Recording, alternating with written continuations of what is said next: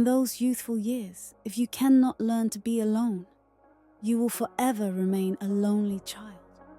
People often ask me, do you feel lonely when you're by yourself? Many years ago, I was terrified of loneliness.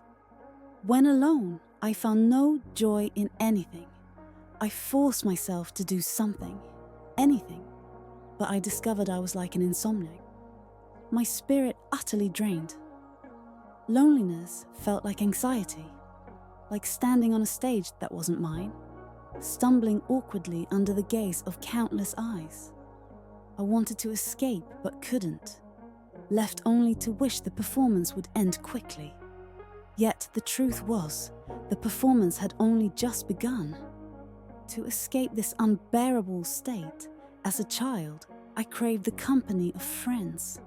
No matter how far I had to pedal my bike, I never felt tired, because only with friends could I let go of my worries and forget the unease in my heart. Back then, in the bloom of youth, I loved the bustling streets, tales of loyalty, and soaring songs. But no matter what, I couldn't escape those long nights alone. Loneliness fermented in the darkness, keeping me restless, unable to sleep. I believe many have felt this way, trapped in the night of their soul, weighed down by spiritual emptiness. Though we walk different paths, the exhaustion is the same. For a time, I thought I was someone who thrived on and feared solitude. But somehow, I began to love being alone. Perhaps it was the passage of time, growing older, richer experiences. Or maybe it was my true nature. Deep in my soul, I was a child who cherished solitude. My mother once said that as a young child, I was quiet, reluctant to talk to strangers. When I was 3 or 4, a neighbor, Mr. Thompson, held out an orange and asked, "Do you want this little one?" Without a word, I reached for it. Just as I was about to grab it, he raised it high, teasing, "Call me uncle, and I'll give it to you." I stayed silent, stood on tiptoes, and tried again. After a few failed attempts, I realized I couldn't reach it. Resolute, I turned and walked away.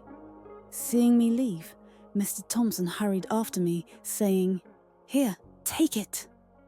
I acted as if I hadn't heard, ignoring him completely. He tried to press the orange into my hand, but I refused to take it, my small face proud. When he slipped it into my pocket, I pulled it out and tossed it to the ground. Back then, I must have thought, if you won't give it, fine. I won't call someone I don't want to call. I'd rather go hungry than compromise.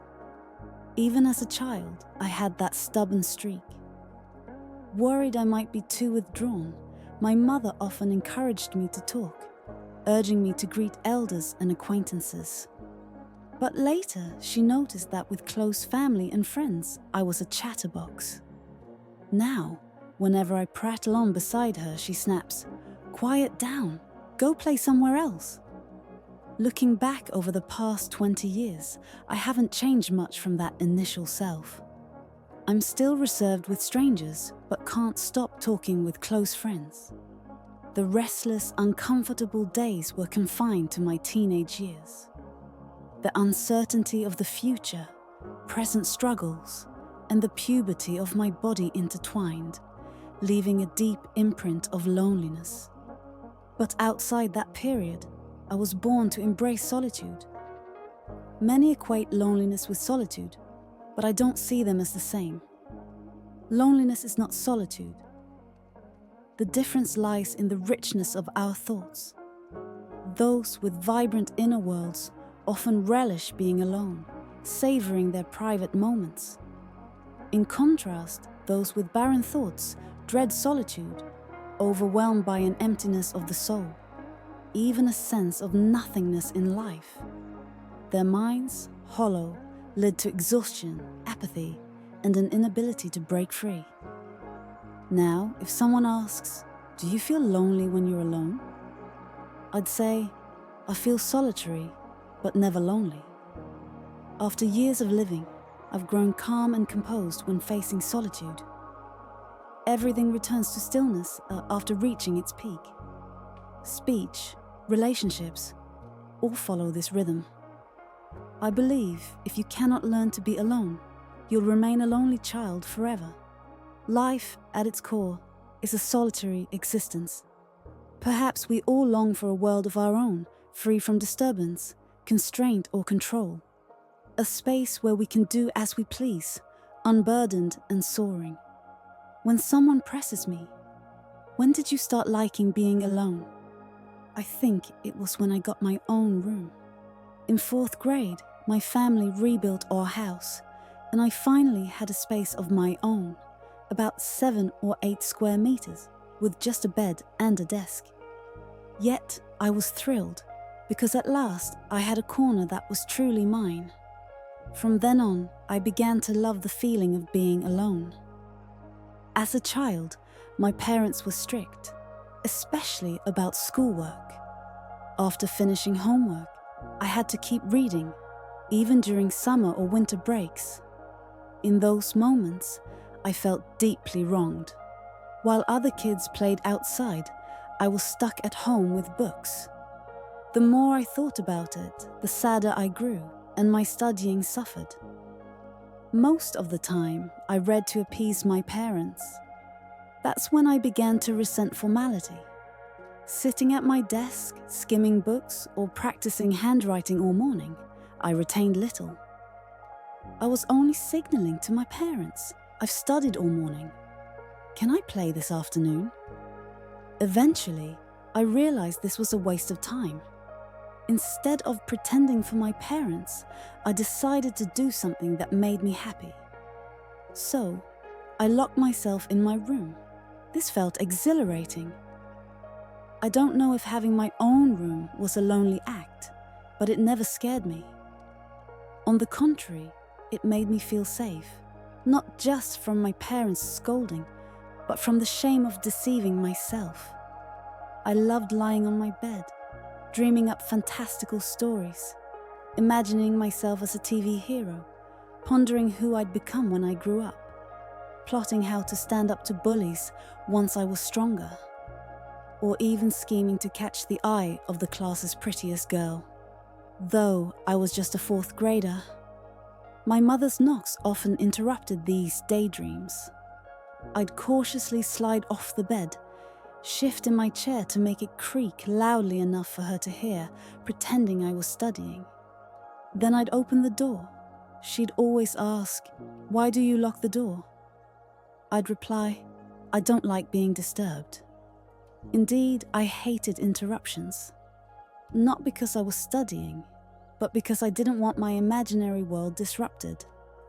This habit, formed in childhood, felt like an instinct for survival. Of course, my childhood wasn't just about solitude. I had plenty of friends. And truth be told, I preferred playing with them over hiding in my room, daydreaming. Soccer was my favorite sport. A group of kids could find an empty lot and kick a ball around for hours, lost in joy. Back then, a soccer ball was a luxury. The kid who owned it held absolute power, deciding who played, who got which position, and who was stuck as goalkeeper. To play striker, we'd sweet-talk the ball's owner. If he said, "Tommy, you and I are strikers," I'd feel overjoyed, like a rookie athlete validated by a coach, cherishing the rare chance. But if he said, "Tommy, you're on defense," I'd be disappointed, though I'd comply to avoid being benched. Sometimes I didn't even get to play, like when I accidentally offended the ball's owner in daily life. To get back at me, he'd deliberately leave me out, forcing me to sit on the sidelines, quietly watching. Inside, I'd curse, but pride made me hold my head high, feigning indifference. We'd celebrate a goal for days, but a missed chance to play could leave us sulking just as long. The world, I learned, is fair. It brings as much joy as it does pain. Back then, we were earnest about soccer, earnest about its rules. Rarely did we argue to the point of shouting over a goal, especially since we had no proper goalposts, just 2 stones marking the posts. Often, the ball flew past a stone, leaving us debating whether it was a goal. I suppose our seriousness came from love. Nothing else, not card games or fishing with friends, captured my full attention like soccer. Those other activities made me restless, eager to escape. Only soccer brought boundless joy. My mother often called me home mid-game, either for dinner or to study. You can imagine the reluctance, the tug of wanting to stay yet having to leave. Shifting from that lively state to solitude was hard. I couldn't shake the excitement. But once I had my own room, things changed. After a game, the moment I stepped inside and closed the door, it was as if I shut out those intense emotions. My little room was a magical space, letting me switch freely between vibrancy and calm. Over time, I developed 2 sides to my personality. One that loved the bustle, one that craved solitude, one rational, one emotional.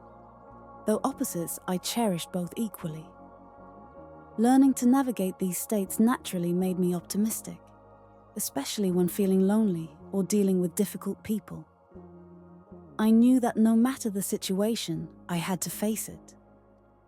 To adapt and thrive, I needed inner strength and ways to find comfort, to live happily. In middle school, I boarded at school, returning home only once a week. This meant living with many others, and honestly, the dorm conditions were far from ideal.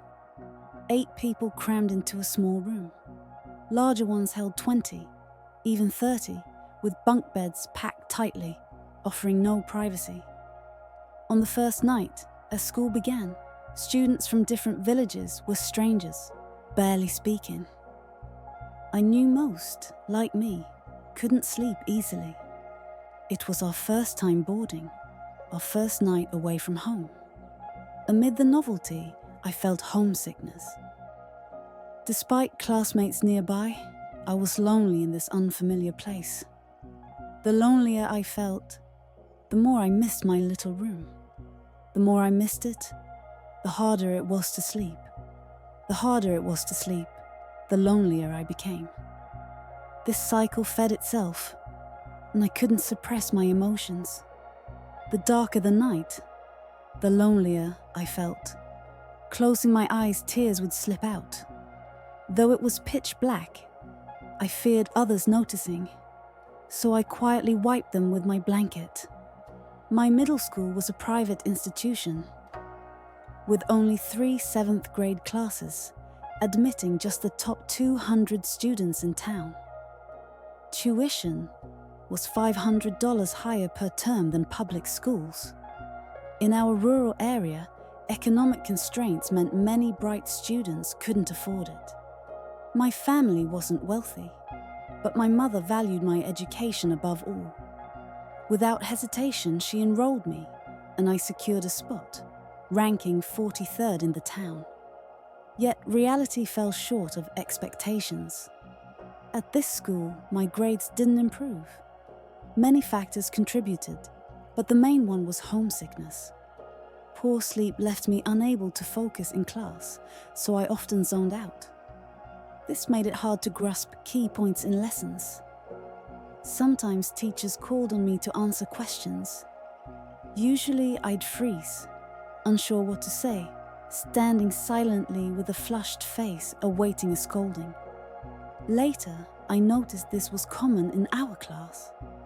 Many students lost focus and faced reprimands. At first, I blushed with shame, but realizing others were the same, I stopped caring. My skin thickened. If a class passed without my name being called, classmates found it odd, as if something was missing. We were all in the same boat, products of the same era. Once, my desk mate, Ben Carter, broke down during a lesson, tears dripping onto his desk. I glanced over as he wiped them away, slumping forward. The teacher, surprised, approached and asked, "Ben, what's wrong?" He didn't speak, just shook his head, tears streaming silently. The teacher looked at me and asked, "Do you know what's going on?" I blurted, "He's probably homesick, sir." Unintentionally, my words hit Ben's core. Unable to hold back, he sobbed openly. At 12 or 13, we were away from our parents for the first time, studying in a strange place. When homesickness surged, like a flood after days apart, it was overwhelming, impossible to control. The loneliest are those who miss home, and it's been true for generations. Looking back, those days bring a bittersweet smile. Enduring the pain of loneliness made me cherish reunions more. My habit of hugging my mother started in middle school. Each time I returned to my parents after a long separation, I'd rush to embrace her tightly. We'd kiss each other's cheeks, a joy beyond words. When was the last time you hugged your mother? Go give her a hug. I'm sure you'll taste the sweetness of happiness